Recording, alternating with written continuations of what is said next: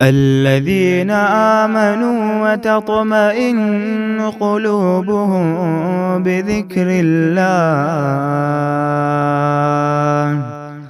ألا بذكر الله تطمئن القلوب۔ آیت 87-88 حضرت یونس علیہ السلام کی فریاد رسی بھی ہے اور ان کی دعا بھی ہے اور بے قراری بھی ہے۔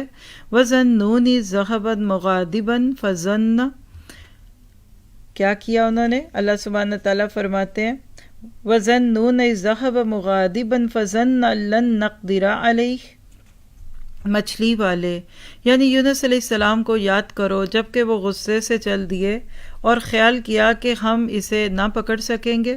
بالآخر وہ اندھیروں کے اندر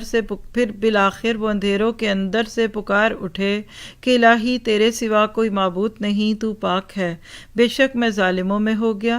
تو ہم نے اس کی پکار سن لی اور اسے غم سے نجات دے دی، اور ہم ایمان والوں کو اسی طرح بچا لیا کرتے ہیں۔ یہ ہے جی وہ آیت جس کو آپ آیت کریمہ کہتے ہیں، حالانکہ قرآن کی ہر آیت آیت کریمہ ہے، لیکن لا الہ الا انت سبحانک انی کنت من الظالمین، اس میں اللہ کے ایک ہونے کی گواہی بھی ہے، اس کو پاک بھی کیا جا رہا ہے ہر بری بات سے جو لوگ کہیں، اور اپنے ظالم ہونے کی بات بھی کی جا رہی ہے۔ آج بھی اس کو اپنے حرز جان بنا لیجئے۔ بیماریاں آ گئیں، دکھ آ گئے، تکلیفیں آ گئیں، بس اسی کو مانگیے، دوستوں سے نہیں، سہیلیوں سے نہیں، خود پڑھیے، خود مانگیے، آپ دیکھیں گے کہ اللہ تعالیٰ آپ کی بھی سنے گا جیسے یونس علیہ السلام کی سنی۔ حضرت یونس کے پاس نہ تسبیح تھی، نہ دانے تھے، نہ گٹھلیاں تھیں، بس دل کی دھڑکنوں پہ پڑا ہوگا بن گنے۔